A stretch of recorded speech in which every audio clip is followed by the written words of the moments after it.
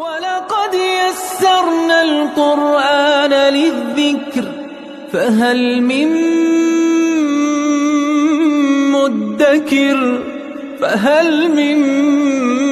مُّدَّكِرٍ اعوذ باللہ من الشیطان الرجیم بسم اللہ الرحمن الرحیم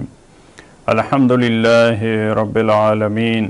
وصلی اللہ علی سیدنا و نبینا بالقاسم المصطفى محمد وعلى آلہ الطیبین الطاہرین المعصومین اما بعد اعوذ باللہ من الشیطان الرجیم فَإِذَا أُحْصِنَّ فَإِنْ أَتَيْنَ بِفَاحِشَةٍ فَعَلَيْهِنَّ نِصْفُ مَا عَلَى الْمُحْصَنَاتِ مِنَ الْعَذَابِ ذَلِكَ لِمَنْ خَشِيَ الْعَنَتَ مِنْكُمْ وَأَنْ تَصْبِرُوا خَيْرٌ لَكُمْ وَاللَّهُ غَفُورٌ رَحِيمٌ صدق اللہ العلی العظیم۔ سورہ نساء کی جن آیات میں گفتگو جاری ہے، پروردگار عالم نے مسلمانوں کو تاکید کی ہے کہ وہ اپنے آپ کو محفوظ رکھ سکتے ہیں شادی کے ذریعے، لہٰذا ان کے لیے نکاح کرنا ضروری ہے۔ نکاح کے لیے قرآن کریم نے دو آپشن دیے ہیں، یا آزاد خواتین سے نکاح کر سکتے ہیں، یا اس دور میں جو کنیزوں کا تصور تھا آپ کنیزوں سے شادی کر سکتے ہیں، لیکن دونوں جہات میں، دونوں گروہوں میں انسان جس چیز کو مد نظر رکھے، وہ پاک دامن خواتین، وہ مومنہ خواتین، وہ غیر شرعی تعلقات قائم نہ کرنے والی خواتین، وہ غیر شرعی دوست نہ بنانے والی خواتین، اس کی قرآن کریم نے نصیحت اور وصیت کی ہے۔ آیت نمبر 25 کے دوسرے حصے میں قرآن کریم نے فرمایا فَإِذَا أُحْصِنَّ فَإِنْ أَتَيْنَ بِفَاحِشَةٍ، فرمایا اگر یہ شادی کر لیتی ہیں، یہ کنیزیں جن کے احکام بیان ہو رہے ہیں، اور مسلمانوں کو کہا ہے کہ اگر آپ آزاد خواتین سے شادی نہیں کر سکتے تو آپ کنیز سے شادی کر لیں، کیونکہ وہاں پہ اخراجات کم ہیں، وہاں پہ ذمہ داریاں کم ہیں۔ تو اگر یہ اپنے آپ کو محفوظ کر لیں، اگر قلعے میں آ جائیں، احسن حسن سے ہے، اگر یہ شادی کے ذریعے اپنے آپ کو قلعے میں داخل کر لیں، فَإِنْ أَتَيْنَ بِفَاحِشَةٍ، شادی کے بعد اگر یہ فاحشہ کا مرتکب ہوں، اگر یہ غیر شرعی کسی سے تعلقات قائم کرتی ہیں، یہی کنیزیں، فَعَلَيْهِنَّ نِصْفُ مَا عَلَى الْمُحْصَنَاتِ مِنَ الْعَذَابِ، تو ان کی سزا وہ جو دوسری خواتین ہیں ان کے نصف ہے، کیونکہ معاشرے میں ان کا مقام کم ہے، ان کا درجہ وہ نہیں ہے جو آزاد خواتین کا ہے۔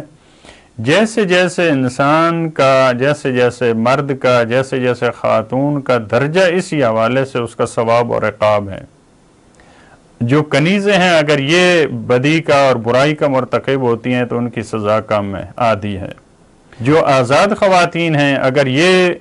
فاحشہ کا مرتکب ہوتی ہیں تو ان کی سزا مکمل ہے۔ اگر نبی کی بیویاں وہ برائی کا مرتکب ہوتی ہیں تو قرآن کریم نے دوسری عذاب میں فرمایا ان کے لیے ضعفین، ان کے لیے دو برابر ہے۔ تو جیسے جیسے ان خواتین کا درجہ ان کی سزا اسی اعتبار سے ہے۔ فرمایا کہ اگر یہ شادی کے ذریعے اپنے آپ کو محفوظ کر لیں، اس کے بعد یہ غیر شرعی تعلقات کسی سے قائم کرتی ہیں، فَعَلَيْهِنَّ نِصْفُ مَا عَلَى الْمُحْصَنَاتِ، تو جو آزاد خواتین ہیں ان کی جو سزا ہے اس کی آدھا سزا ان کو دی جائے گی۔ من العذاب، عذاب ان کو آدھا دیا جائے گا۔ تو عذاب سے مراد اب اگر وہ سنسار والا حکم لیا جائے تو اس میں تو آدھا نہیں ہو سکتا، جو روایات میں بیان ہوا ہے شادی شدہ خواتین کے لیے جو سزا معین کی ہے، لیکن جو تعزیانے والا حکم ہے جو سورہ نور میں بیان کیا کہ جو غیر شرعی تعلقات قائم کرتے ہیں مرد اور عورت میں سے ہر ایک کو 100 جلدہ، 100 تعزیانے، 100 کوڑے مارے جائیں، اس کا آدھا ہو سکتا ہے۔ اگر کنیز غیر شرعی کام کا مرتکب ہوتی ہے اور جنسی تعلقات قائم کرتی ہے تو اس کو 50 تعزیانے مارے جائیں گے، کیونکہ آزاد خواتین کے لیے 100 ہے تو اس کا نصف ہو جائے گا، اس پہ آدھی سزا ہوگی۔ ذَلِكَ لِمَنْ خَشِيَ الْعَنَتَ مِنْكُمْ، یہ حکم کس کے لیے ہے؟ جو ہم نے بیان فرمایا کہ یہ آزاد خواتین سے اگر شادی نہیں کر سکتے تو آپ کنیزوں سے شادی کر لیں۔ فرمایا یہ حکم اس کے لیے ہے جس کو ہلاکت کا عنت ہلاکت کو کہتے ہیں، فساد کو کہتے ہیں، تباہی کو کہتے ہیں، اور یہاں ممکن ہے زنا اور غیر شرعی تعلقات، جو جنسی تعلقات قائم کرنا ہے غیر شرعی طریقے سے، ممکن ہے اس کے لیے استعمال ہوا۔ جس کو یہ خطرہ ہو یہ وہ شادی کر سکتا ہے، کنیزوں سے وہ تعلقات قائم کر سکتا ہے اور یہ شادی کر سکتا ہے۔ یہ حکم اس کے لیے ہے کہ جس کو ہلاکت کا، جس کو لغزش کا خطرہ ہے۔ وَأَن تَصْبِرُوا خَيْرٌ لَكُمْ، اور اگر تم صبر کرتے ہو، اگر تم انتظار کرتے ہو، اگر تم کنیزوں سے شادی نہیں کرتے ہو، اگر تم دیکھتے ہو کہ میرے حالات اچھے ہو جائیں گے یا عام آزاد جو خواتین ہیں ان سے شادی کر لوں گا، مثال کے طور پہ 1 مہینے بعد، 1 سال بعد، 2 سال بعد، اگر تم صبر کر سکتے ہو اور گناہ میں تم نہیں پڑتے تو خیر لکم، یہ تمہارے لیے بہتر ہے۔ یہ بھی ایک اچھا آپشن ہے اگر آپ انتظار کر سکتے ہیں، اگر آپ گناہ میں آپ کا مبتلا ہونے کا اگر خطرہ نہیں ہے۔ واللہ غفور الرحیم، اور اللہ معاف کرنے والا ہے اور بہت بڑا مہربان ہے۔ لہذا ان آیات میں آپ نے دیکھا ہے بہت سارے مقامات پہ غفور الرحیم کی تعبیر، علیم و حکیم کی تعبیر،